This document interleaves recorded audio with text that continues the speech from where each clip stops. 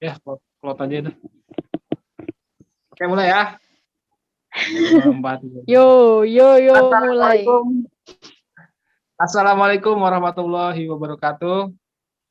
Ya, sahabat-sahabat Dialektik TV dimanapun Anda berada. Waalaikumsalam warahmatullahi wabarakatuh.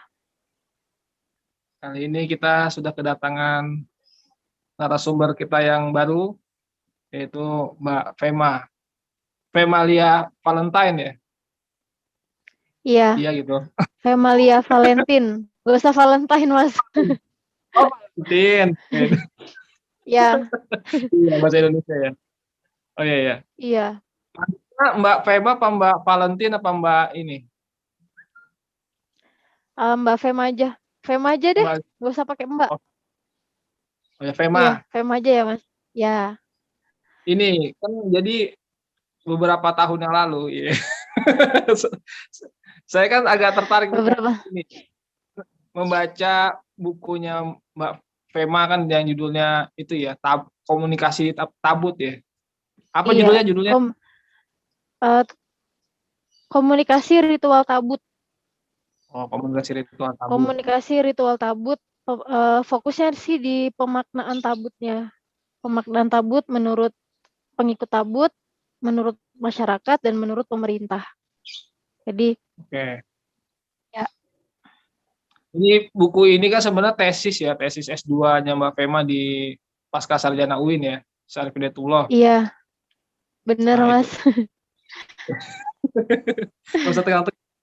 Jadi gini, Mbak Fema, buku tersebut sebenarnya membahas apa sebenarnya? Oke, kan ya ini bukan buku ya Mas ya, maksudnya ini tesis gitu, tesis yang dibukukan.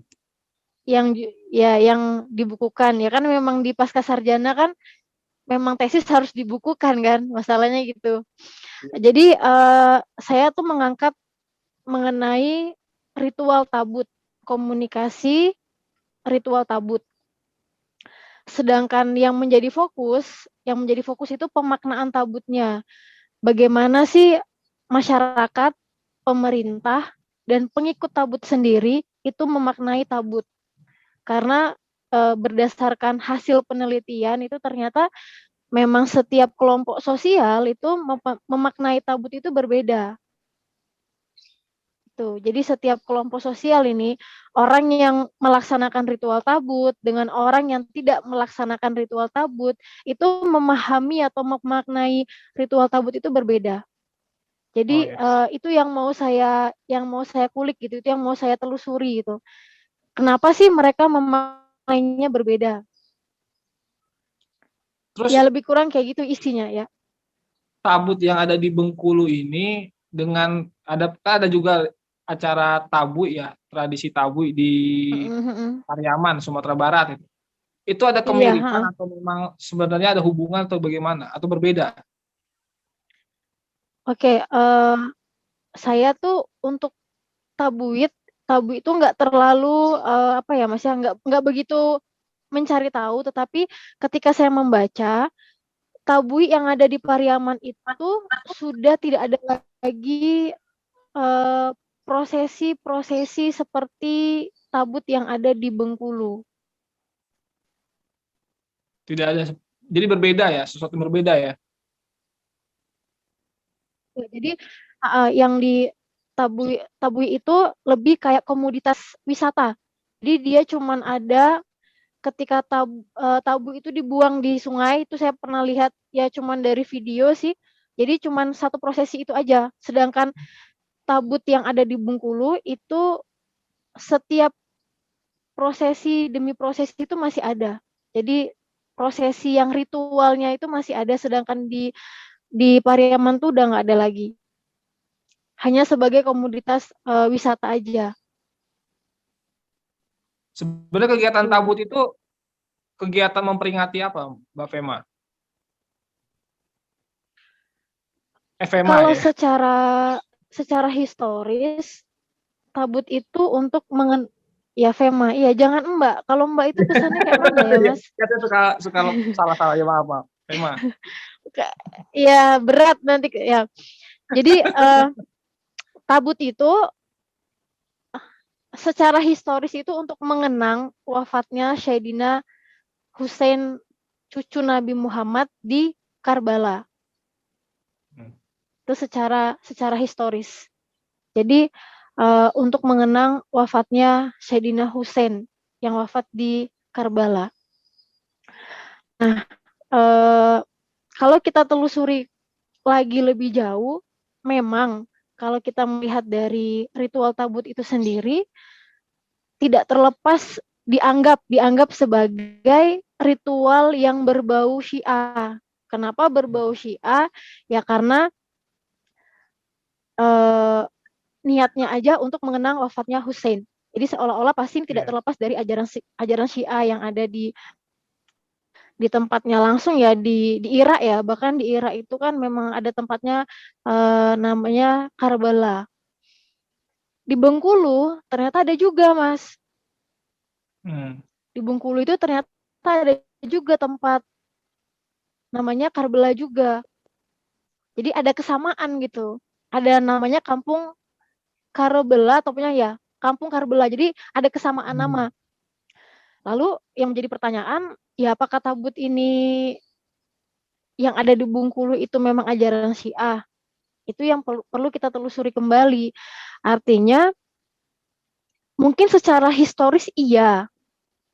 Secara historis iya, karena banyak kesamaan.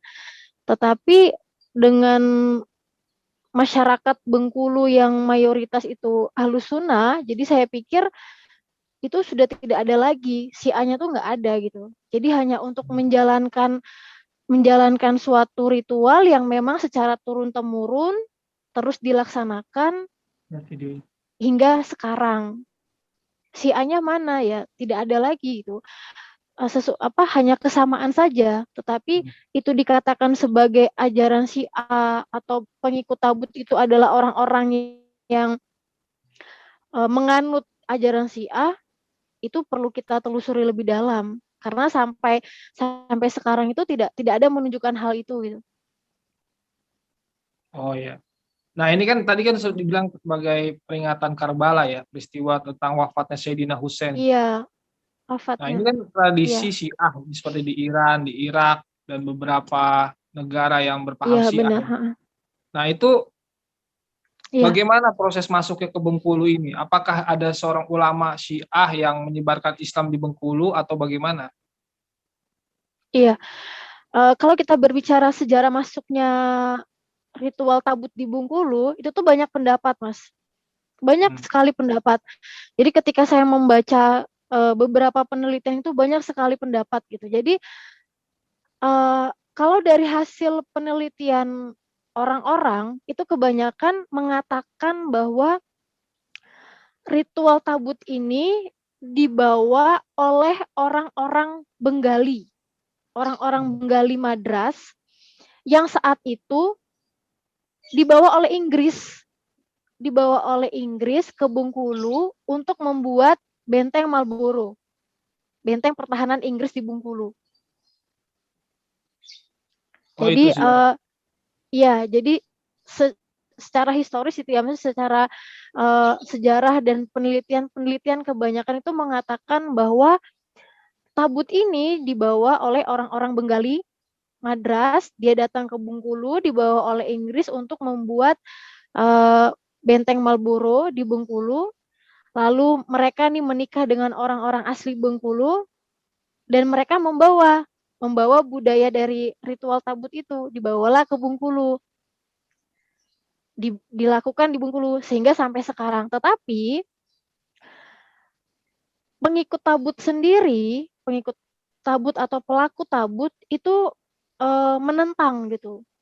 Ketika saya waktu itu penelitian ya, beliau mengatakan, oh itu tidak ada hubungannya. Pembangunan benteng Marlborough itu tidak ada hubungannya dengan ritual tabut yang ada. Karena pelaku tabut atau pengikut tabut, mereka meyakini, mempercayai bahwa karena kan pembuatan benteng Marlborough itu sekitar 1600-an gitu ya Mas ya, 1686 atau gitu. Sedangkan tabut ini menurut mereka itu sudah ada dari 1336 itu sudah ada. Yang menjadi pertanyaan, lalu siapa yang membawa? Ya kan, siapa yang membawa tabut itu? Mereka meyakini bahwa yang membawa itu adalah Syekh Burhanuddin, atau kalau di Bengkulu itu lebih dikenal sebagai Imam Senggolo. Asalnya dari Punjab, dari Pakistan. Lalu niatnya ya Pakistan, dari Punjab Pakistan. Niatnya apa? Memang untuk menyebarkan agama Islam. Itu menurut pelaku tabut, menurut orang yang memang mengklaim dirinya sebagai penerus dari pelaksanaan ritual tabut. Jadi beliau benar-benar menentang, tidak ada hubungannya antara Benteng Marlboro dengan ritual tabut. Karena jauh sebelum pembangunan Benteng Marlboro, tabut sudah ada. Siapa yang membawa? Syekh Burhanuddin, atau yang dikenal sebagai Imam Senggolo. Dibawa memang untuk menyebarkan ajaran Islam. Syekh Burhanuddinnya yang di Pariaman sama atau bagaimana? Kalau ketika saya mewawancara itu ada keterkaitan tuh ada, Mas. Tapi memang nggak jelas, berbeda. Tapi masih saudara atau apa gitu yang saya tahu gitu. Tapi memang saya tidak terlalu menelusuri sih. Maksudnya saya belum begitu paham siapanya atau apa. Tapi memang ada kaitannya. Ada kaitannya antara yang membawa tabui sama yang membawa tabut ke Bengkulu itu ada ikatan gitu. Tapi apa saya belum mengetahui. Karena memang untuk tabu itu nggak terlalu ini sih, Mas. Memang nggak terlalu menelusuri sekali. Hanya ya mencari tahu di permukaannya aja. Gitu. Jadi yang membawa itu Syekh Burhanuddin. Masyarakat mana saja yang menjalankan? Enggak, ya kalau di Bengkulu itu orang lebih menyebutnya Imam Senggolo. Jadi jarang menyebut Syekh Burhan itu jarang. Jadi kebanyakan itu Imam Senggolo. Iya. Yang menjalankan seluruh orang Bengkulu atau masyarakat tertentu saja yang menjalankan peristiwa tradisi tabut ini? Tradisi tabutnya ya. Kalau untuk tradisi tabut, ya hanya orang-orang yang mengklaim dirinya sebagai penerus tabut, atau misalnya yang pelaku tabut ini menikah dengan orang asli Bengkulu. Artinya kan dia sudah menjadi bagian dari pelaku tabut, ya mereka melaksanakan. Kalau masyarakat Bengkulu, saya juga masyarakat Bengkulu, Mas, tapi saya nggak melaksanakan gitu. Jadi kalau di dalam tesis itu saya adalah di kelompok sosial masyarakat yang memang bukan menjadi bagian dari pelaku ataupun pengikut tabut. Karena yang melakukan, karena di dalam ritual tabut itu kan banyak prosesi, Mas. Ada prosesi, macam-macam prosesi. Ya hanya pelaku tabut yang mengetahui gitu. Kalau kami sebagai masyarakat hanya menonton, melihat prosesinya. Nah, terus kan itu kan tabut itu ada unsur Syiah ya.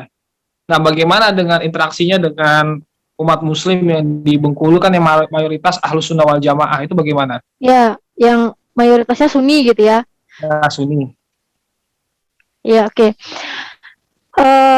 Memang sempat terjadi konflik ya, namanya suatu budaya itu pasti ada yang memaknainya positif dan ada yang memaknainya negatif, itu pasti ya, Mas ya, itu suatu keniscayaan gitu.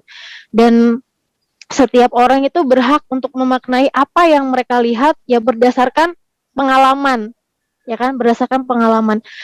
Ketika tabut masuk ke Bengkulu, awal mula itu tidak ada persoalan sih, artinya semua orang menerima ritual tabut itu ya sebagai suatu budaya yang menjadi bagian daripada Bengkulu. Mulai ada perdebatan itu sekitar tahun 2000, saya lupa tahun berapa, tapi sebelum saya penelitian itu ada konflik, Mas, ada konflik. Jadi pemerintah menganggap bahwa tabut ini syirik, tabut ini bid'ah, tabut ini berbau hal-hal yang tentang ajaran Syiah. Ada konflik, jadi sempat terpisah antara pemerintah dan tabut itu sempat terpisah. Karena kenapa? Sebelumnya kan pemerintah juga mengambil ahli nih, tabut dijadikan komoditas nih, karena dengan adanya tabut kan orang ramai itu kan, ramai ke Bengkulu. Jadi bagus gitu untuk pemerintah, itu bagus, sesuatu hal yang baik. Nah, ketika ada persoalan ini karena dianggap Syiah, dianggap syirik, akhirnya memisahkan dirilah mereka pengikut tabut ini.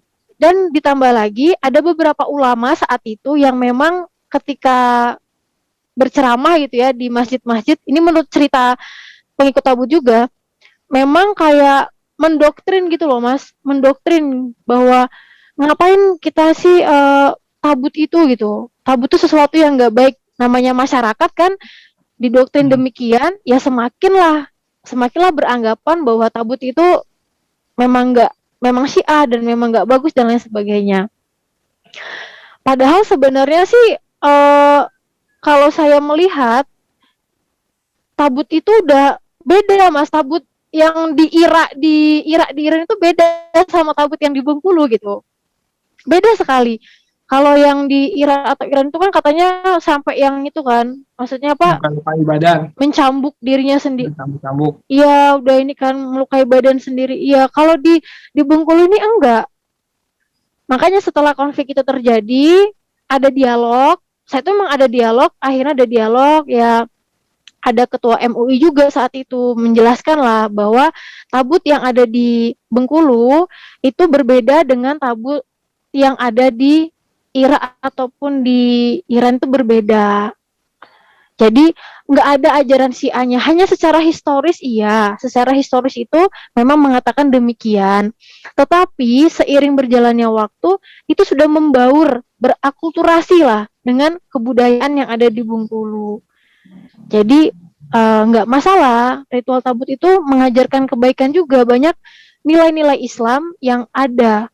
Ya udah, dengan akhirnya walaupun masyarakat Bengkulu itu mayoritasnya Sunni, ya menerima, buktinya sampai sekarang masih ada gitu loh Mas, masih ada, masih berjalan, yang membawa keuntungan juga bagi Bengkulu kan, karena termasuk tabut itu suatu kebudayaan yang bisa dijual, dalam tanda kutip ya, bisa dijual dibandingkan kebudayaan yang lain tuh.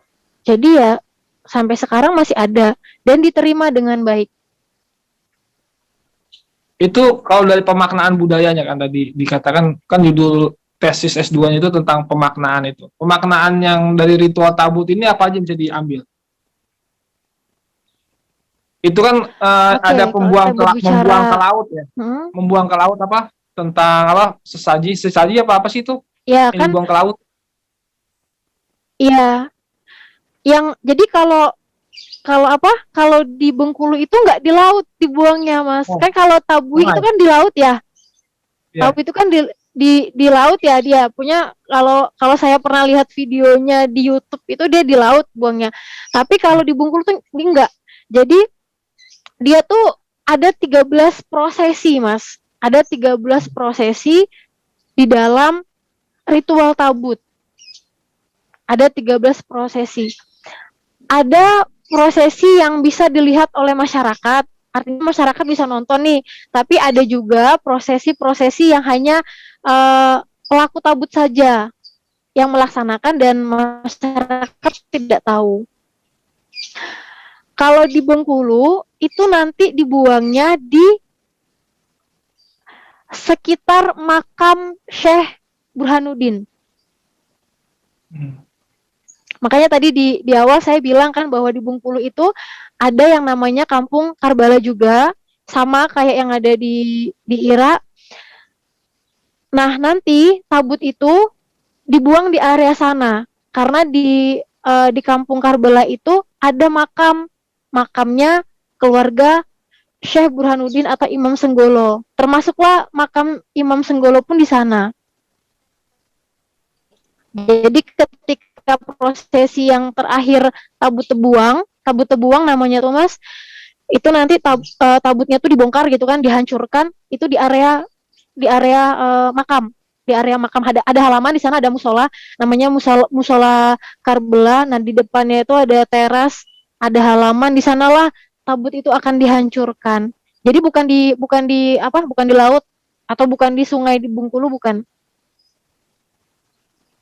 Oh, di ini ya, dibawa ke makam itu ya.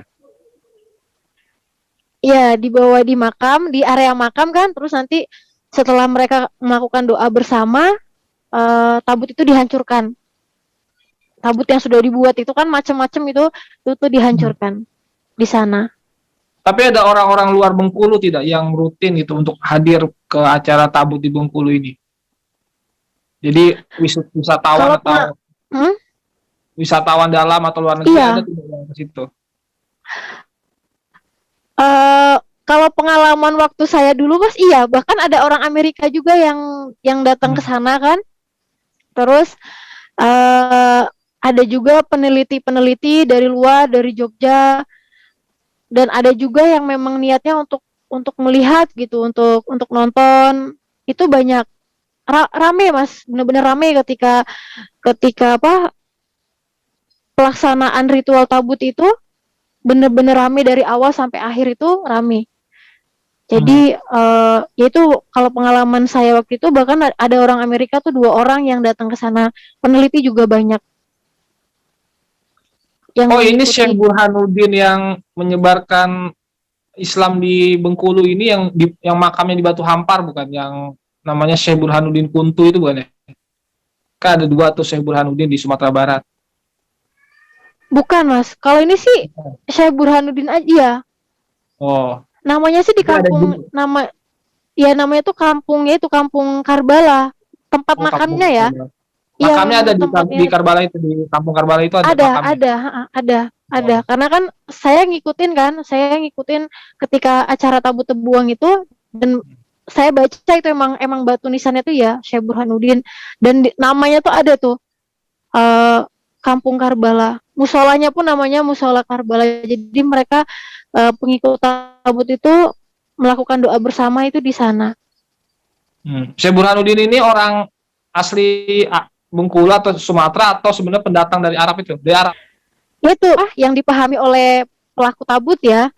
Jadi beliau itu memang datang dari Punjab, dari Pakistan, datang ke Bengkulu memang untuk menyebarkan agama Islam di Bengkulu menurut keyakinan dari pelaku tabut.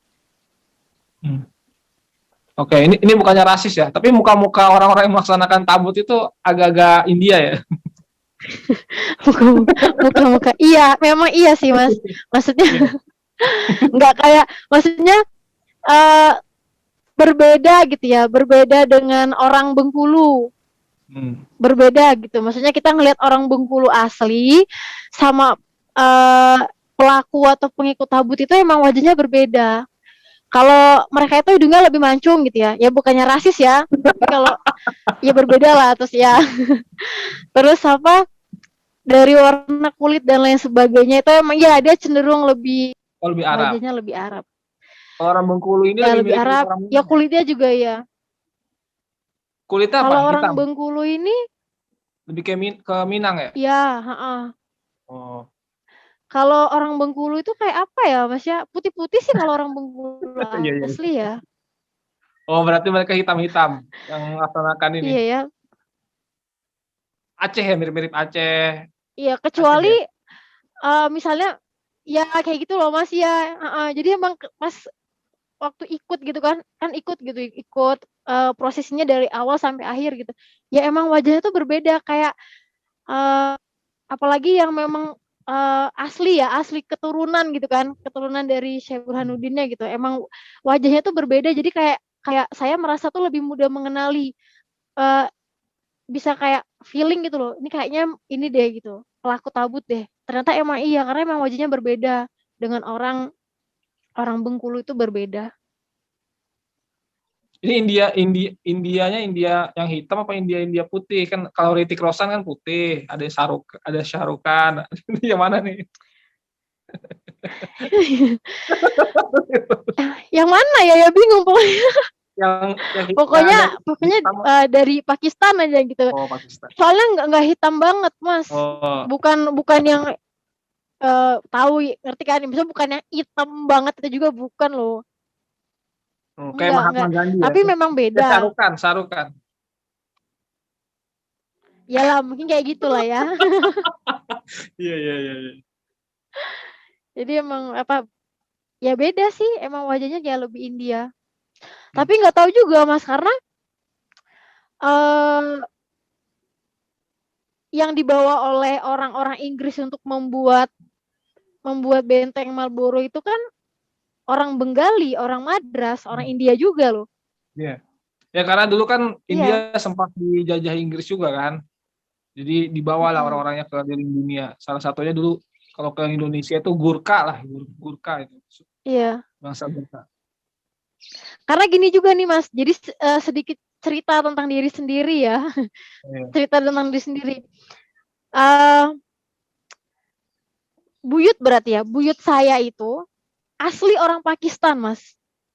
Oh. Jadi kakek bapak ya, kakek bapak. Buyut saya manggilnya itu asli orang Pakistan. Asli Gitu. Pakistan. Jadi mungkin asli Pakistan, emang dari Pakistan ke sini terus menikah sama orang sini kayak gitu, orang Jawa. Jadi saya nggak tahu, makanya ketika waktu penelitian itu dengarkan orang Punjab ke sini, orang Pakistan ke sini gitu kan, ke Bengkulu, ya mungkin aja karena emang buyut itu orang Pakistan, atau emang dulu itu banyak orang yang datang ke sini kan, entah untuk berdagang atau apa. Oh iya, iya. Tapi Kan saya Pakistan nggak sama, melaksanakan ritual tabut loh ya. ya, Pakistan kan sama India kan lu kan sempat bersatu kan. Ya mungkin kamu masih Iya, keturunan dari Salman Khan, masih ada saudara.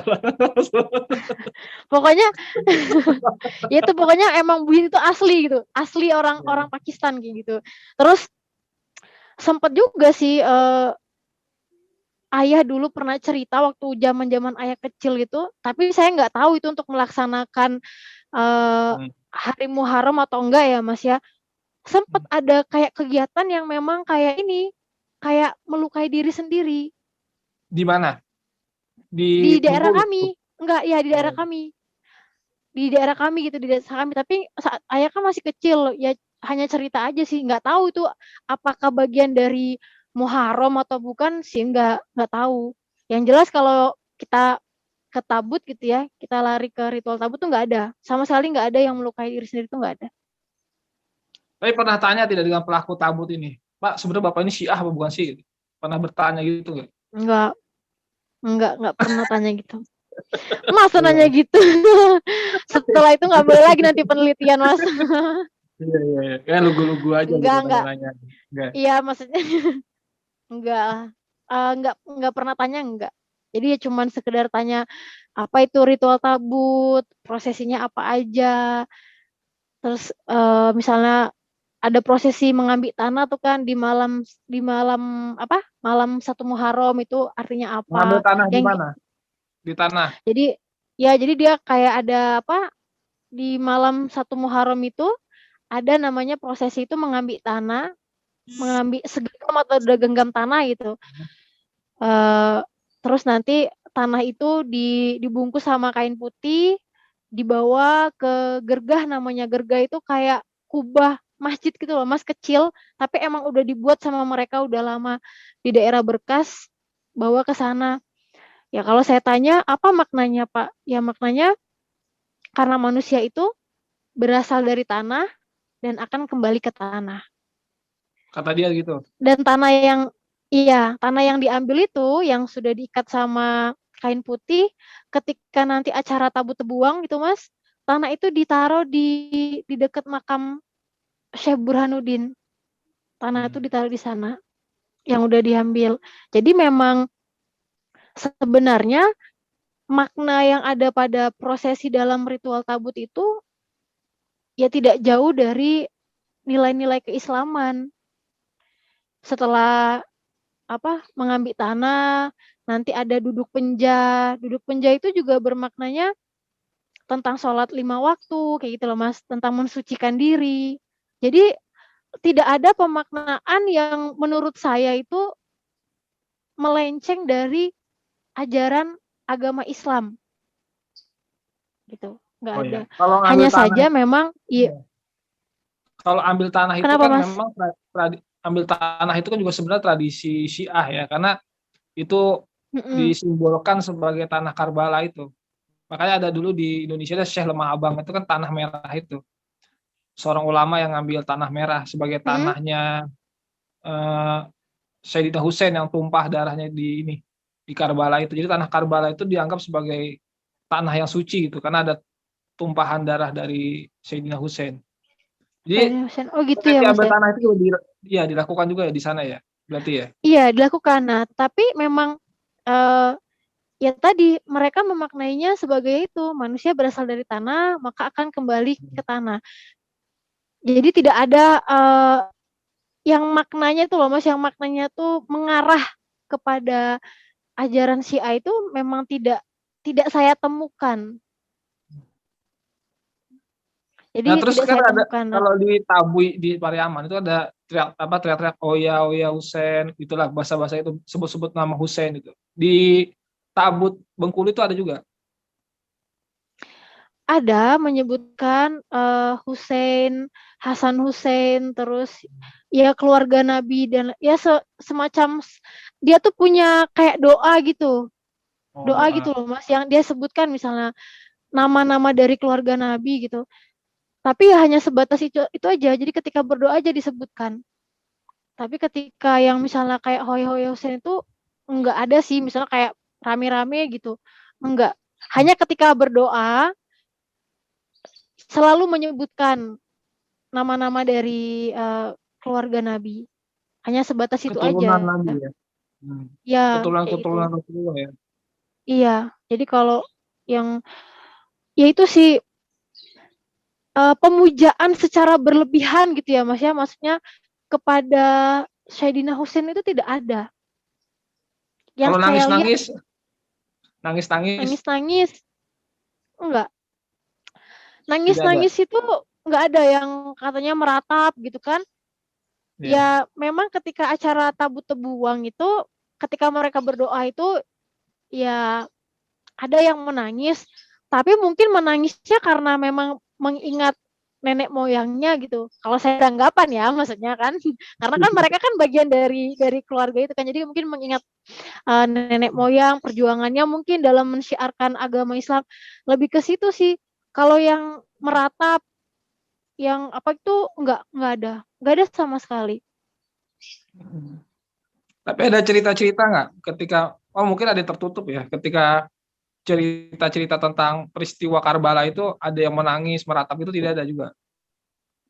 Nggak ada. Saya nggak tahu ya Mas ya, karena kan dia memang tadi itu kan saya jelaskan ada Ada terbuka, ada prosesi yang kita tertutup. bisa lihat nih. Ya, ada prosesi yang kita bisa lihat. Ada prosesi yang kita nggak bisa lihat gitu. Nggak tahu ketika prosesi yang tidak bisa kita lihat itu apa yang mereka lakukan itu nggak tahu. Tapi di dalam prosesi ritual tabut itu ada yang namanya hari gam. Hari gam itu hari bersedih. Hari bersedih mengenang wafatnya Sayyidina Hussein. Dan itu Hmm. mereka tuh nggak ada yang keluar rumah, Mas. Oh, Jadi kayak mereka tuh menyepi gitu. semuanya tuh menyepi, berdiam diri di dalam rumah. Nah, itu kita kan nggak tahu kan apa yang mereka lakukan kan, tetapi di hari GAM itu mereka tuh memang nggak ada yang keluar. Nggak ada yang keluar, mereka berdiam diri di dalam rumah, ya mungkin berdoa dan lain sebagainya. Cuman kalau yang bisa saya lihat nggak ada sih yang meratap atau apa itu nggak ada. Tapi ada perbedaan tidak antara tabut di mungkin di zamannya Fema waktu meneliti atau di zamannya bapaknya masih kecil misalnya? Ada Sebelum perbedaan tidak dari ritualnya itu oh gitu ya.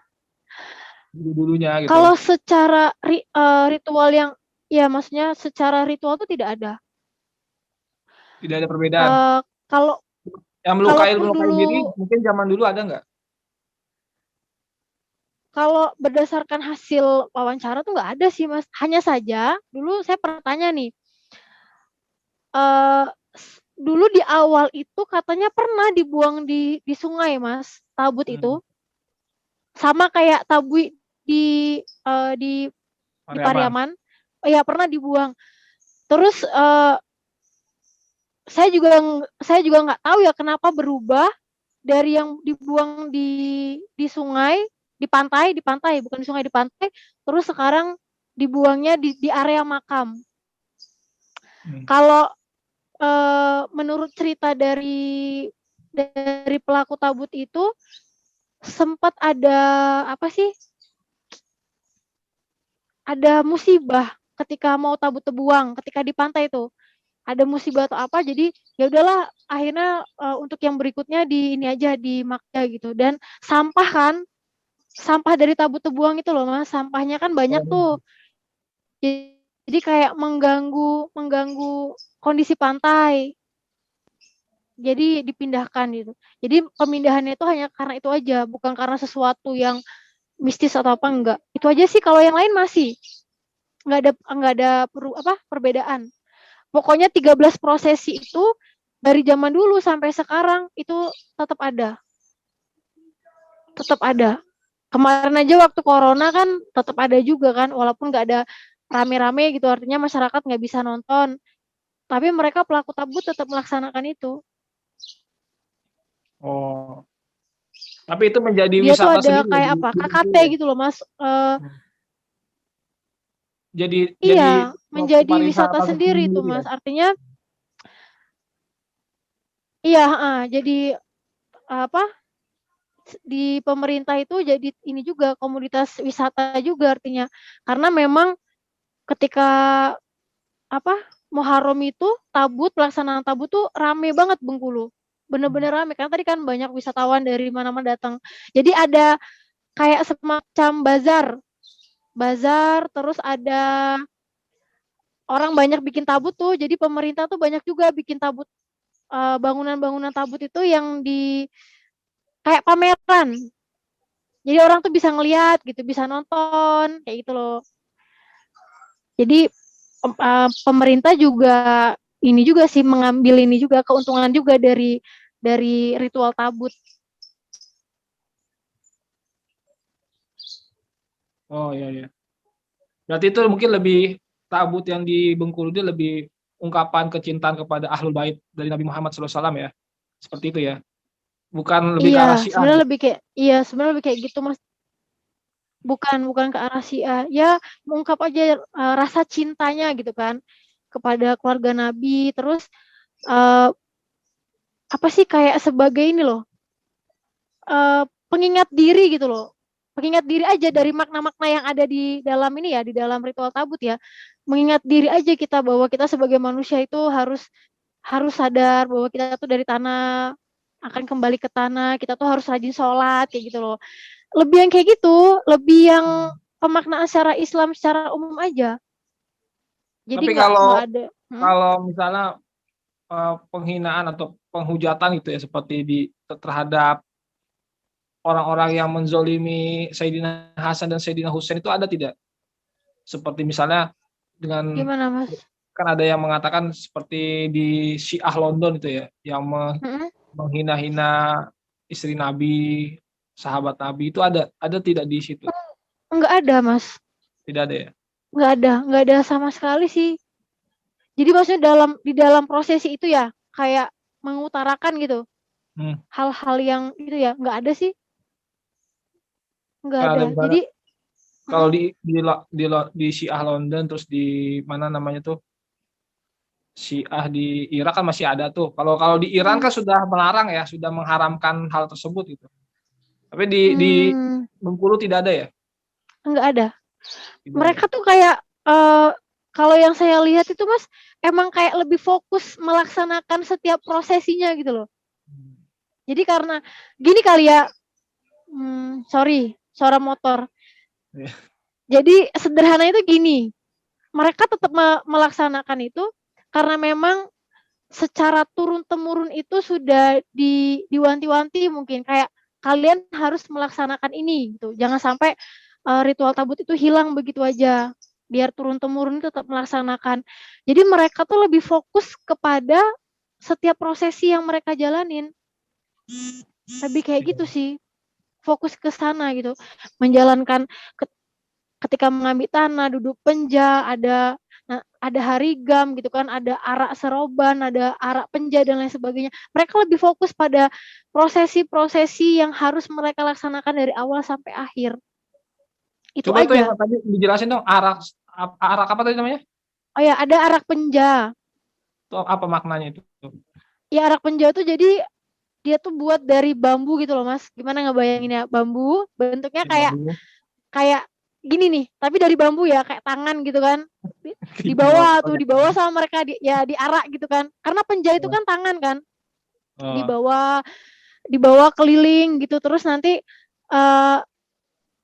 penjah itu kayak apa, memberikan hormat kepada ini tabut imam, tabut yang paling tua lah, tabut dari yang keluarga Syekh Burhanuddin ini loh. Jadi kayak Ya. memberikan penghormatan. Yaudah cuman diarak aja, diarak. Nah, pemaknaan secara ini diartikan tangan Hussein itu ditemukan. Ya kan? Kan Hussein itu kan wafat terus di inilah ya, bahasanya itu dipotong-potong gitu kan. Jadi ketika arak penjah itu juga diartikan sebagai ini loh, tangan Hussein sudah ditemukan.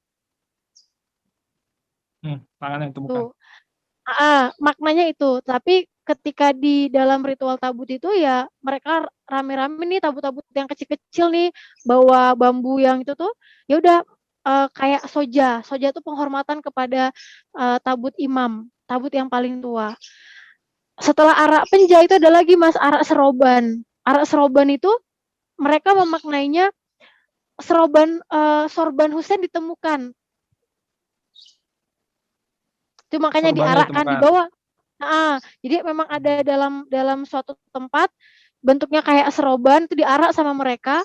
Terus nanti berhenti ada jalan di Bengkulu tuh, taruh di pinggir jalan. Ya udah nanti masyarakat tuh ngelihat. Karena dia kan banyak lampu-lampu, banyak apa, masyarakat tuh nonton kayak gitu. Itu aja.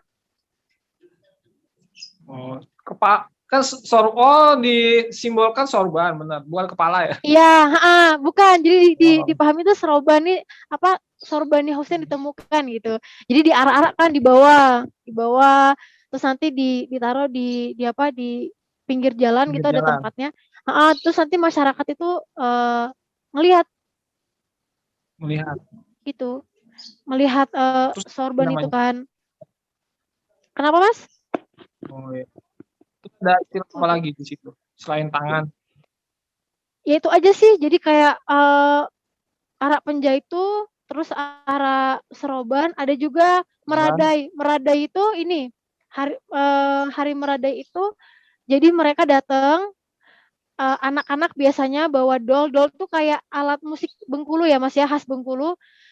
Kayak minta apa sih, kayak minta sumbangan sih ke rumah-rumah gitu loh. Minta sumbangan ke rumah-rumah untuk membantu ritual tabut ini. Untuk bantuan lah, seikhlasnya kayak gitu. Oh, anak-anak kecil ya? Anak-anak kecil bawa dol. Dol itu sejenis alat musik apa? Tiup apa? Pukul. Oh, Kayak pukul. gendang ya, kayak gendang. Alat Oh, musik khas kayak rebana Bengkulu. ya, kayak rebana. Ya, kayak rebana kayak gitu. Hmm. Ya, banyak sih Mas, ya itu ada 13. Ada 13, tapi sebelum prosesi mengambil tanah itu, mereka ada prosesi juga, tapi kita nggak bisa lihat. Itu hanya khusus pelaku tabut. Dan setelah tabut terbuang, itu ada prosesi lagi, namanya mencuci penjah, itu juga hanya mereka. Hanya Jadi mereka tidak. yang Jadi hanya sebagian yang diperlihatkan, sebagiannya hanya orang-orang iya, yang pelaku tabut aja yang bisa melihat. iya, hanya pelaku tabut saja yang bisa melihat. Karena menurut mereka itu sebenarnya selama dari 1 Muharram sampai 13 Muharram, itu mereka setelah asar itu ada doa gitu. Tapi memang kita nggak bisa lihat. Jadi mereka ngumpul berdoa kayak gitu. Tapi kami nggak bisa melihat itu. Iya. Ya kecuali kayak Ara tadi ya, Ara mengambil tanah, tabut terbuang itu karena ya jadi tontonan sih, jadi tontonan masyarakat. Oke. Pema, kalau kesimpulannya dari tesis kamu itu apa ya? Kesimpulan dari tesis ya. Jadi ada 3 kelompok sosial. 3 kelompok sosial yang masing-masing itu memaknai tabut secara berbeda. Jadi ada pelaku tabut, memaknai tabut memang sebagai suatu ritual yang sakral, yang memang harus terus-menerus dilakukan. Memang mereka merasa aman ketika melakukan itu. Mereka sudah merasa bahwa itu adalah bagian dari mereka. Terus ada masyarakat. Masyarakat itu yang menganggap tabut sebagai tontonan biasa aja. Sebagai tontonan, hiburan gitu, hiburan karena tahun baru Islam gitu kan, hanya sebagai hiburan. Dan ada pemerintah sebagai apa ya, komoditas budaya. Artinya ketika kita sudah paham bahwa ada 3 kelompok sosial yang memandang ritual tabut itu berbeda, tidak perlu terjadi konflik karena kita punya pengalaman yang berbeda, Mas, gitu loh. Dan kita tidak bisa memaksakan pelaku tabut tidak bisa memaksakan masyarakat dan pemerintah itu untuk memaknainya sama seperti yang mereka maknai. Tidak bisa. Karena mereka punya pengalaman yang berbeda. Terus kayak masyarakat juga tidak bisa memaksakan bahwa pelaku tabut dan pemerintah itu harus memahaminya sama seperti yang masyarakat paham, itu nggak bisa. Karena pengalamannya berbeda. Jadi saya sih berharap ketika menulis tesis ini simpulannya adalah ya sebagai hasanah pemikiran dari masing-masing kelompok sosial. Jadi tidak perlu terjadi konflik lagi gitu loh. Ya, intinya tuh interpretatifnya beda-beda ya. Yes. Interpretasi orang tuh berbeda, Mas. Karena kita punya pengalaman yang berbeda ya. Kayak kita ngelihat satu benda gitu. Apa misalnya mobil gitu misalnya. Ya mungkin Mas Adri akan memahaminya beda dengan Fema memahami makna mobil kan. Ada orang yang melihat mobil ketakutan. Ya karena dia punya pengalaman yang tidak bagus terhadap simbol mobil itu. Sedangkan mungkin Mas berbeda lagi gitu maknanya. Ya itu tadi, ya pemerintah memahami misalnya tabut itu Syiah, syirik, bid'ah. Ya karena dia punya pengalaman yang berbeda, punya pengalaman yang membuat mereka itu berpikir demikian. Jadi ketika masing-masing kelompok sosial ini sudah bisa memahaminya, tahu gitu bahwa berbeda, ya udah nggak perlu jadi masalah. Intinya gitu sih, tidak perlu lagi nih nanti ada masalah lagi nih, diangkat lagi Syiahnya, ya tidak perlu. Karena kita beda-beda. Oke. Kayak Mas Adri aja mungkin beda kali ya. Iya. Kalau saya sudah paham. Iya kan? Ya. Kalau saya paham interpretatif dari tabut ini. Dan memang itu bentuk kecintaan pada Sayyidina Husain dan itu yang sampai sudah beratus-ratus tahun di Bengkulu. Tidak bisa disalah benarnya. Karena interpretasi seseorang itu berbeda-beda. Iya kan? Interpretasi, iya. Ya, jadi benar, Mas. Lebih ke antropologi. Di sana sih poinnya benar. Memang iya, karena emang interpretasi loh. Kalau udah berbicara interpretasi kan bukan masalah benar dan salah ya itu.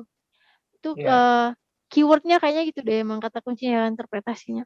Ya misalnya seperti ada suatu makam keramat di dekat pohon, terus kita berdoa di situ. Lalu di interpretasi kan beda. Ada yang bilang menyembah pohon, ya seperti itu kan. Ada yang itu yang orang yang paham akan bilang itu ada kekeramatan di bawah pohon itu. Ada historis di belakang. Jadi ketika orang melihat foto itu berbeda-beda maknanya. Iya, makanya itu Mas. Jadi tidak, artinya ketika kita berbicara tentang ritual tabut gitu ya tidak usah lagi lah perdebatan gitu loh. Ini Syiah, ini apa ya, saya rasa perdebatan itu udah selesai. Syiah apa bid'ah dan itu udah kelar gitu loh. Karena emang ya benar, kayak kita tuh Mas nangis misalnya di makam, pasti orang macam-macam kan. Ada orang ada yang bilang itu kan tawasul.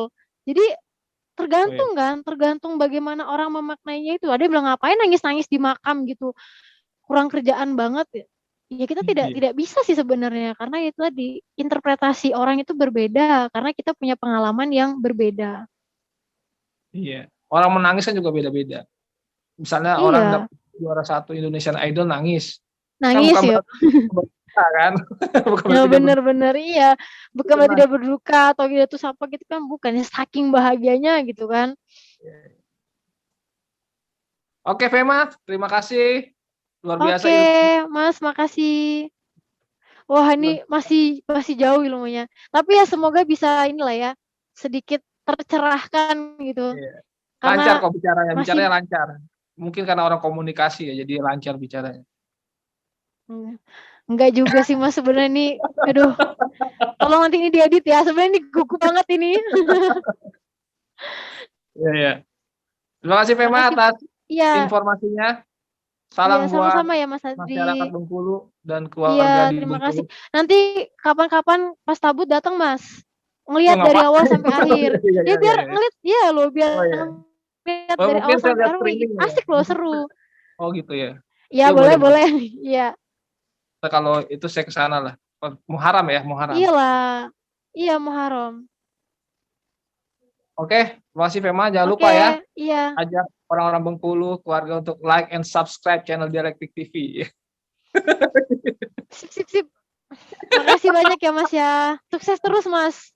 Ya, terima kasih. Nanti kalau saya Oke. ulang dengan ini ya, diharapkan bersedia ya.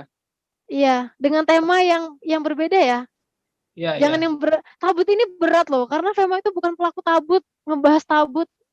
Ya, ini kan pembukaan aja. Nanti Iya, kita iya. akan bahas yang lain-lain kan sebagai dosen terbaik yang katanya ini ya nominasi dosen terbaik se Sumatera itu ya. Masya Allah, siapa itu yang hoax itu tuh? Bener. Tapi jadi doa ini, amin.